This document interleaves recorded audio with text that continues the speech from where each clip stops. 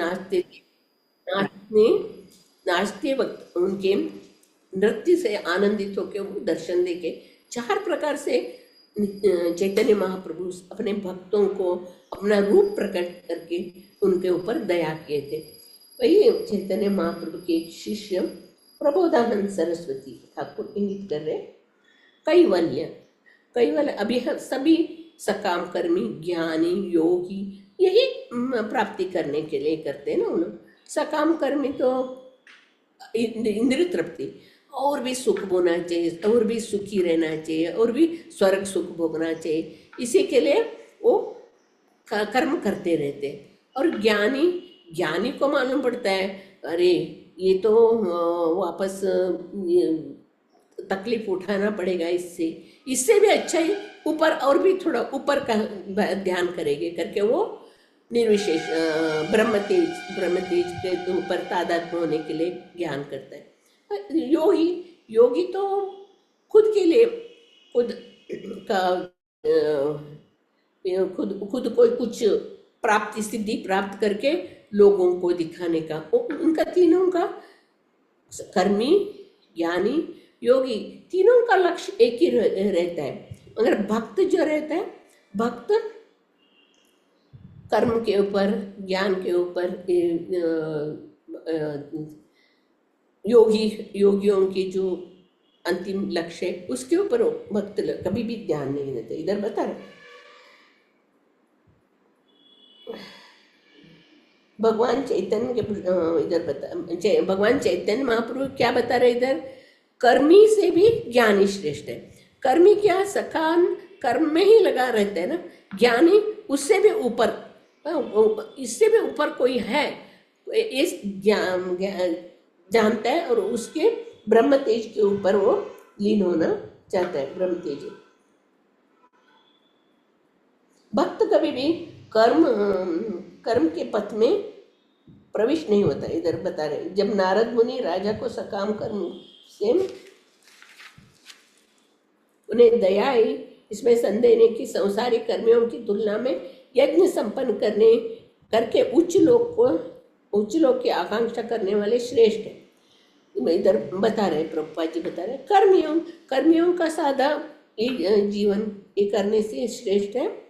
क्या है, संसारिक कर्मियों की तुलना यज्ञ संपन्न करके उच्च लोक की आकांक्षा करने वाले श्रेष्ठ है। किंतु शुद्ध भक्ति में कर्म तथा ज्ञान माया मोह गुण माने जाते हैं करके। इधर हम लोगों ने प्रबोधानंद सरस्वती ठाकुर का हम लोगों ने एक श्लोक कैवल्य नरकायते बोलता ना, वो श्लोक में क्या बताया कैवल्यम नरकायते त्रिदश पुरा आकाश पुष्पते दुर्दान्ते इंद्रिय काल सर्प पटले प्रोत्स्यात् दंत्राय से विश्वं पूर्ण सुखायते विधि महेन्द्रादिश कीटयते यत्कारुण्य कटाक्ष वैभवताम तम गौरम नेवाम स्तुतम। भक्त के लिए ब्रह्म के अस्तित्व में लीन हो जाने का आनंद नरक के समान है। इसी प्रकार उसे स्वर्ग के उन्नत होना एक दूसरी तरह से मृगजाल लगता है। योगीगण इंद्रिय दमन के लिए ध्यान करते हैं, परंतु भक्त की इंद्रियां टूटे हुए दांत वाले सर्प के समान प्रतीत होती है। पूरा भौतिक ब्रह्मांड भक्त को आनंदमय लगता है और ब्रह्मा और शिव आदि बड़े देवता उसे कीट के समान प्रतीत होते हैं। इस प्रकार की स्थिति उस भक्त की होती है जिसे चैतन्य महाप्रभु की कृपा का एक छोटा सा कटाक्ष मिला है। ऐसे श्री चैतन्य महाप्रभु को जो सबसे उदार चरित्र है, मैं आदरयुक्त प्रणाम करता हूँ। इधर बता रहे जो भक्त लोग हों और भक्त और अभक्तों के बीच बता रहे। अभक्त लोग इंद्रिय तृप्ति में लगे हुए रहते, उनके लिए जीवन बहुत कठिन होता है। वो लोग भले वो मेहनत करके कमाते हैं, मेहनत करके सब इंद्रिय तृप्ति की सुख भोगने इच्छा करते, पर काल ऐसे झपट लेता है, उसको वो भोगने को ही नहीं मिलता है। भक्तों को ये मालूम है ये शरीर नाशवान है, हम लोग जीवन स्वरूप है, हम लोग कृष्ण का नित्य दास है और भगवान का सेवा करना ही हमारा जीवन का लक्ष्य है। इसके लिए वो लोग शांति से रहते। भक्त लोग कभी भी, उनको योगियों जैसे इंद्रिय दमन करने का भी जरूरत नहीं, क्योंकि उनका मन पूरा सवई मना कृष्ण पदारविंद। कैसे अम्बरीश महाराज ने कैसे अपना इंद्रियों को भगवान की सेवा में लगाया, इसे भक्त लोग सुबह उठेंगे, जप करेंगे, भगवान के सेवा करेंगे, भागवतम का श्रवण करेंगे, भगवान के लिए भोग बनाएंगे, भगवान के इस सुंदर सुंदर हार बनाएंगे। सब पूरा दिन उनका भक्तों का क्या होता है, इसी में भगवान की सेवा में लगा रहते। इसके लिए इंद्रिया उनका कुछ ये नहीं करता है, इंद्रिया ऑटोमेटिकली भगवान की सेवा में लग जाती। इधर बता रहे हैं इंद्रिया यानी क्या है, काल सर्प है। इंद्रिया यानी काल सर्प है, वो कभी भी वो काटेगा। मगर ये भौतिक लोगों के लिए ये है, इंद्रिया काल सर्प के समान रहता है, वो कभी भी वो दंश करता है। पर भक्तों के लिए वही काल सर्प क्या होता है, विष का दांत निकाले हुए सांप। विष का दांत निकाले हुए सांप वो कुछ नहीं करेगा, भले वो सामने आए करे, उसका कुछ डर नहीं रहता। इसीलिए भक्तों को कभी भी डर नहीं रहता है, वो भगवान की सेवा के लिए अपने आप को न्यौछावर कर देते। देखते हो हम लोग कितने सारे अभी भक्त लोग कितने क्या क्या क्या क्या करके भगवान का भक्ति का प्रचार कर रहे हैं। इधर नारद मुनि का फर्स्ट कैंटो में एक आता है, नारद मुनि बताते क्यों आप लोग चिंता करते हो, अरे सुख चाहिए, दुख चाहिए, ये चाहिए, कष्ट मिटाना चाहिए। चुपचाप शांति से भगवान का सेवा करो, तुम्हें जो मिलने वाला ही मिलेगा। कुछ न बुलाने पर भी कष्ट आता ही है, वो बुलाने पर भी कष्ट आता है। एक कष्ट और सुख वो हमेशा आते जाते रहेगा। इसके लिए आपको सोचने का जरूरत नहीं, आपको सोचना है भगवान का सेवा मेरा और भी अच्छे से कैसे होएगा, भगवान का को मैंने और कैसे सेवा करें, भक्तों के मैं कैसे सेवा, ये हमारा लक्ष्य होना चाहिए। हम लोग क्या करते हैं, अरे आज ये हो रहा है, मैं ये नहीं कर सकते, आज वो तकलीफ हो रहा है। ये तो भौतिक दुनिया में ये सब इंद्रियां, मन, ये सब हम लोग को कष्ट देने वाले ही है। जब हम लोग मन को हमारा मित्र बनाएंगे तो वो हमारे साथ अच्छा से रहेगा। और मन के साथ हम लोग मन को कंट्रोल नहीं करें, मन ही हमारे शत्रु होगा। हम लोग सोचते हैं कष्ट हमें बाहर से आते हैं, वो तकलीफ दे रहा है, ये तकलीफ दे रहा है, गरीबी है, पैसे नहीं है, वो करना है, कर बाहर से हम लोग सोचते हैं। मगर कष्ट हमारे मन से होता है, मन के अंदर से वो सब निकलता है। ये दया करना चाहिए। दया के बारे में बताए भगवान अर्जुन को बताते हैं ना, दया दिखाने ने क्या है, जो पानी में डूबा हुआ है उसका कपड़े निकाल के लेके आके दया किया, हमने उनको बचाया बचाया बचाया बोलते, ये दया नहीं है। जो एक जीव को आध्यात्मिक ज्ञान हम लोग देंगे तो वो जीव दया है। अलग अलग अलग अलग नारद मुनि की स्टोरी और चैतन्य महाप्रभु के चैतन्य चरितामृत में हम लोग देख सकते हैं इतने सुंदर रूप से। जीव दया, वैष्णवों का 3 सिद्धांत है, जीव दया, कृष्ण नाम, वैष्णव सेवा। ये 3 वैष्णवों का लक्षण है। वैष्णव जनते तेने कहिए पीड़ पर आए जन। दूसरों का दुख को देख के उसका मन पिघल जाता है, अरे मैं कुछ कर सकता हूँ, मैं उसको कुछ कर सकता हूँ, कुछ कर सकता हूँ, ऐसे भाव आ जाता है। क्योंकि वैष्णव ने भगवान का अति प्रिय भक्त रहते। उसी तरह हम लोग भौतिक दुनिया में भी देखते। अभी प्रभुपाद जी की कृपा, ऐसी कृपा की प्रभुपाद जी ने उनके गुरु महाराज के वचन से, इधर इस श्लोक द्वारा हम लोग सकते हैं भगवान की कृपा से हमें गुरु की कृपा मिलता है। गुरु की कृपा से हम लोग जो कार्य हम लोग कर सकते हैं। इधर नारद मुनि भी इतना प्रचार कर रहे हैं, उनको क्या है, भगवान की कृपा है, उनके ऊपर भगवान की कृपा है। इसके लिए उन्होंने सब जीवों का उद्धार के लिए उनको आत्मज्ञान का बोध कर रहे हैं। इसे चैतन्य महाप्रभु की कृपा, चैतन्य महाप्रभु एक क्षण के लिए भी कोई देखे तो बस उनका पूरा जीवन उद्धार हो जाता है और उनका चरण में वो लोग शरणागत हो जाते। काशी में भी हम लोग देखा ना, जब भी मायावादी सन्यासी लोग चैतन्य महाप्रभु को बुला रहे थे, इधर आइए, इधर हमारे सभा में आइए करके, तभी वो पूछते आप इतने पंडित हो, वेद शास्त्र का क्यों ये नहीं कर रहे हो, वेद शास्त्र क्यों नहीं पढ़ रहे हो? तो चैतन्य महाप्रभु क्या बोले, मेरे गुरु ने मुझे बताया आप मूर्ख हो, वेद शास्त्र पढ़ने के लिए आप योग्य नहीं हो, इसके लिए आपको क्या करना है, हरे कृष्ण महामंत्र का जप करना है, हरे कृष्णा कृष्णा कृष्णा हरे हरे, हरे राम राम राम हरे। तो उधर बनारस में पूरे पूरे हजारों लोग चैतन्य महाप्रभु के पीछे आके उनसे, उनकी कृपा से वो लोग उद्धार हो गए। ऐसे चैतन्य महाप्रभु अलग अलग अलग अलग रूप से सभी के ऊपर वो कृपा बरसाते। इधर प्रभुपाद जी बता रहे हैं,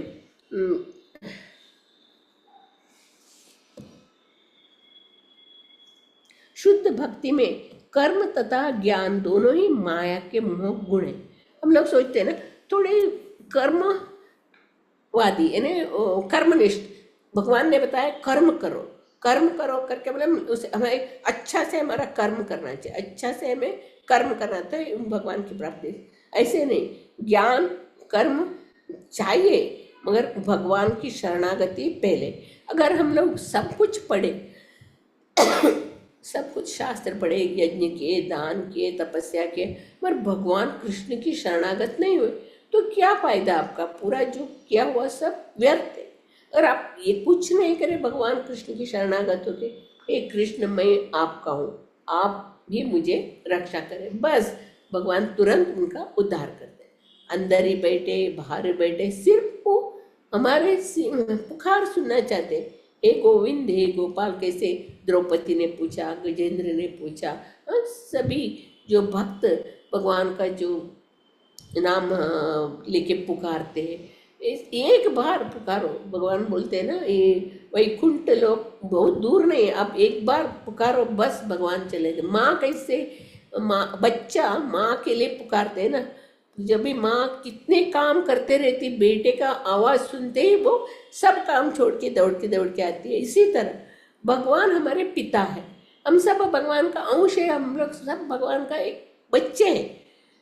हमारे कर्म के अनुसार, हमारे पिछले जन्म के कर्म के अनुसार इधर आके गिरे हम लोग, ये मन के कारण, मन हमें धकेल दिया है इस भवसागर में।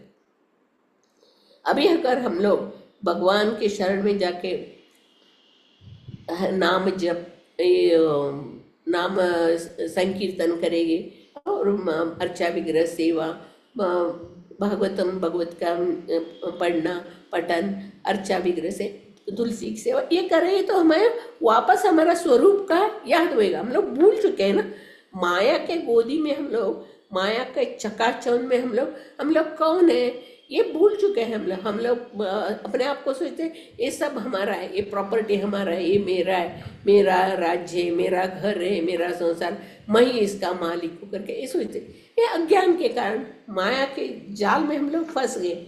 जब भी हमारे अंदर कोई भी एक साधु संग सर्वशास्त्र कहे, लव मात्र साधु संग सर्व सिद्धि। लव ने आंख बंद करके खुला करने का, इतना एक क्षण भी हमें साधु संग मिल जाए तो हमारा जीवन सार्थक हो जाता है। नहीं तो हम लोग ये सकाम कर्म करते, ज्ञान की प्राप्ति करते, योग प्राप्ति करते, वापस इसी ब्रह्मांड में हम लोग को पुनरपि जननम पुनरपि मरणम पुनरपि जननी जठरे शयनम यह संसारे बहुदुस्तारे कृपया पारे पाहि मुरारी। शंकराचार्य के चरपट पंचाक्षरी स्तोत्र में है, वो प्रार्थना करते हैं, मुरारी हम लोग को इस जन्म मृत्यु के सागर से उठाओ, ऊपर उठाओ, ये हमें इस सागर में हम लोग को डूबने का नहीं। ऐसे ही जो संकट जो आता है, ये मनुष्य जीवन ही कष्टमय है। भगवान पहले ही बोल के रखा है, ये भौतिक जो जगत है क्या है, दुखालय, इधर सुख मिलेगा ही नहीं। आप भले कितना भी ये करो मगर सुख मिलने वाला नहीं। सुख कहाँ है? सिर्फ भगवत धाम है। हम लोग को हमारा घर है वो, भगवत धाम हमारा घर है। हम लोग को गलती से इधर भेज दिया है, गलती से हम लोगों ने गलती किया ना, मैंने गलत काम किया। कैसे अगर भौतिक दुनिया में भी गलत काम करे तो कैसे जेल में डाल देते, जेल में डाल देते, वैसे हम लोगों को भी सुधारने के लिए, आपको सुधारने का, अपने स्वरूप का याद करके वापस भगवत धाम वापस आने के लिए हम लोग को एक मनुष्य शरीर मिले। अगर इस मनुष्य शरीर से भी हम लोग भगवान का ध्यान नहीं करके, भगवान का शरणागत नहीं होंगे, तो वापस ये मनुष्य जन्म कभी मिलेगा इसका भरोसा नहीं। नारद मुनि जैसे संत महात्माओं का जो संग, चैतन्य महाप्रभु की कृपा, प्रभुपाद महाराज की साथ, इस हम लोग देख सकते हैं ना, उन्होंने किस तरह जीव के ऊपर दया किया। प्रभुपाद जी को तो इतने महान महान भगवान का शक्त्यावेश अवतार है, सिर्फ गुरु की आज्ञा से, गुरु की आज्ञा से, भगवान की कृपा से उन्होंने 70 वर्ष की आयु में पाश्चात्य देश में जाके, ऐसे म्लेच्छ लोग, ये उनको कुछ मालूम नहीं है, कुछ नहाने का मालूम नहीं, भगवान कौन है मालूम नहीं, ढंग से खाने का मालूम, ऐसे जो म्लेच्छ लोगों को चैतन्य महाप्रभु की दया, प्रभुपाद जी ने उनके ऊपर दया दिखा के उनको आज इतने महान संत बना दिया है। आज हम लोग देखते हैं विश्व भर में भगवान का नाम का प्रचार कर दे। ये हर एक का जीवन लक्ष्य होना चाहिए, क्योंकि भारत भूमि में जन्म लिया हम लोग, भारत भूमि में जन्म लिया, पहले अपना जीवन सार्थक करो, सार्थक करो यानी गुरु के शरण में जाने का, नाम दीक्षा लेने, कृष्ण नाम का दीक्षा लेने का, चारों नियमों का पालन करने का, भागवतम भगवत गीता पढ़ने का, सत्संग में, गुरु सत्संग में रहने का।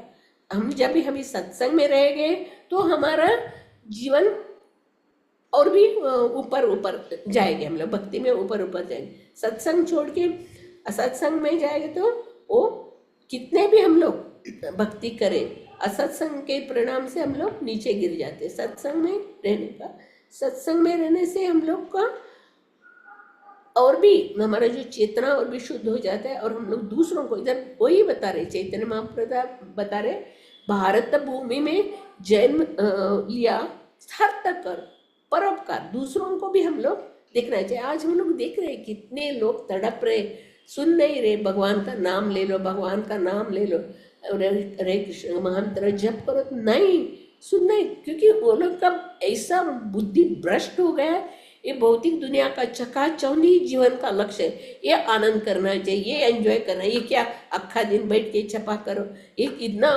मनुष्य जन्म मिला है, एंजॉय करो, खाओ पियो मौज करो, यही उनका जीवन का लक्ष्य हो गया है। इसके लिए भौतिक इस जगत में प्रचार करना कठिन है। फिर भी श्री प्रभुपाद जी ने ऐसे मंदिर बना के सब अपने शिष्यों को सब जगह प्रचार करने करके भेज के, अभी थोड़े से लोग उनके ऊपर भी भगवान की कृपा होगी, वो लोग ज्वाइन हो रहे। बाकी सब शिक्षा हम लोग समझ सकते हैं, बाकी सब शिक्षा हम लोग को स्कूल में पेट भरने का शिक्षा, किधर किधर कौन सा शिक्षा सब मिलता है, मगर आत्मज्ञान, मन के ऊपर जो है आत्मा है, आत्मा का ज्ञान कोई नहीं देता। ये किधर मिलेगा हम लोग को? मंदिर में। प्रभुपाद जी ने अभी ऐसा मंदिर बनाया है, जो भी उधर आते तो उनको अच्छा से आत्मज्ञान, मनुष्य कौन है, मनुष्य का क्या स्वरूप है, मनुष्य जीवन में क्या करना चाहिए, शिक्षा मंदिर में ही मिलेगा आपको, मंदिर के बाहर नहीं मिलने वाला। ऐसे हम लोग दया भाव, दया एक है ना, दया ही मेन है, जीवों के ऊपर दया करना चाहिए। कोई भी, अभी हम लोग ये सकाम कर्मी लोग देखते हैं ना, एक गरीब है तो उनको चाय पिलाएंगे, खाने को देंगे, कपड़े देंगे, जूता देंगे, छाता देंगे, वो इतना ही वो करेंगे, मगर ये दया नहीं है। दया क्या करना चाहिए? उनको इस भौतिक सागर से उनको ऊपर उठा के भगवत धाम जाने का उनके ऊपर कृपा करना चाहिए। जो पैसे वाले हैं, बड़े बड़े अस्पताल बनाते, अनाथ आश्रम बनाते, दूसरे दूसरे संस्था सब बनाते ही ये इसका हम ये करते हैं। पर ये जो प्रभुपाद जी ने एक ऐसा संस्था बनाया है, वो जीव को इस भौतिक संसार से उनको कैसे बाहर निकालने का और कैसे बाहर निकल के भगवत धाम जाने का इसका मार्ग बताया। इसके लिए प्रभुपाद जी को हम लोग बहुत बहुत बहुत ऋणी हैं, क्योंकि हम लोग भी नहीं तो भटक जाते थे ना, किधर किधर भटक जाके जीवन का लक्ष्य मालूम ही नहीं पड़ता था।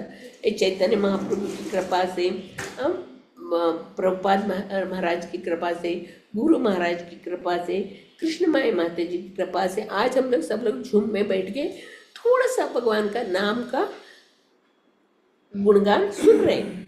हमें यही करना है, हम लोग को क्या करना है, हम लोग को और कुछ करना है नहीं, भगवान का लीला गुणगान वही सुनना है। बार बार बार बार भगवान का लीला गुणगान सुनने से हमें भगवान के ऊपर ऐसे प्रेम उत्पन्न होता है। नहीं तो हम लोग का ये पंचतत्वों से बना हुआ जड़ शरीर, ये मृत शरीर ही है, उसमें कुछ है ही नहीं, मृत शरीर। जब हमारे चेतना शुद्ध हो जाता है तो हम लोगों को गुरु की कृपा से, भगवान की कृपा से ऐसे शुद्ध भक्तों का संग मिलता है, और शुद्ध भक्तों के संग के कारण हम लोग अपना स्वरूप क्या है, जीवन का लक्ष्य क्या है, हम लोग को अंत में क्या करना है, मनुष्य जीवन हमें क्यों मिला है, कोई इसके बारे में सोचते नहीं। 15वां अध्याय भगवत गीता में भगवान बता रहे ना, ममई वांशो जीवलोके जीवभूत सनातना मन षष्ठानि इंद्रियाणि प्रकृति स्थानी कर्षति। और ये भी बता रहे जीवन को लक्ष्य क्या है, अंते नारायण स्मृति। हमारा जीवन का परीक्षा अंत समय में आता है, अंत में नारायण स्मृति आना चाहिए। बहुत कठिन है, नहीं आता है, कितने करने पर भी भगवान का नाम नहीं आता है। इसके लिए हम लोग को सत्संग में रह के हमेशा थोड़ा भी टाइम मिला, कुछ गलत साधु संतों की सेवा, वैष्णव सेवा करने का, नाम लेने का और हरि नाम का कीर्तन करें, ये 3 वैष्णवों का जो शिक्षा है। चैतन्य महाप्रभु ने हम लोग को ये कि नाम जीव दया कृष्ण नाम सर्वधर्म सार, जीव के ऊपर दया दिखाना चाहिए। आज जरूरी है, क्योंकि कितने लोग भटक रहे हैं, क्या करना क्या नहीं करना जानते नहीं। सिर्फ इंद्र तृप्ति अभी देखते हैं ना हम लोग बाहर, कितने मांस का दुकान, कितने खाने का ये दुकान, आश्चर्य लगता है, बाप रे ये क्या राक्षस राज्य है क्या करके। नहीं, किधर भी भक्ति का जो जरा भी कुछ लेश भी नहीं है। कृष्ण भावनामृत में, कृष्ण भक्ति में जो लगे, प्रभुपाद जी के शरण में है, वो ही सिर्फ मनुष्य जीवन का लक्ष्य जानने वाले। बाकी सब लोग माया के गोदी में सोए हुए पिशाची, माया रूपी पिशाची के गोदी में सोए, उनको जगाने का है हम लोग का काम कर्म है, उनको जगाने का। जीव जागो गोरा चांद बोले, पोता निद्रा जागो माया पिशाची रखो। इधर ये बताया ना हम लोग कुछ पढ़े, ये सकाम कर्मी क्या, स्वर्ग का फूल के ऊपर आकृष्ट होते हैं। स्वर्ग में फूल, इधर आकाश में फूल कैसा दिखेगा हम लोग, मगर वो लोग कल्पना से ये करते, उधर बहुत सुख है उधर सुख, मगर इधर वो सुख की प्राप्ति के लिए वो लोग इधर कर्म करते। स्वर्ग प्राप्ति होना चाहिए, स्वर्ग सुख, वो ये मालूम नहीं स्वर्ग की जो बैलेंस खत्म हुआ तो वापस हम लोग को नीचे गिरना पड़ता है, वो मालूम नहीं। वो लोग को इंद्रिय तृप्ति, स्वर्ग सुख वही मेन है। इसके बारे में बताया। श्रीमद् भागवतम की जय। श्री प्रभुपाद।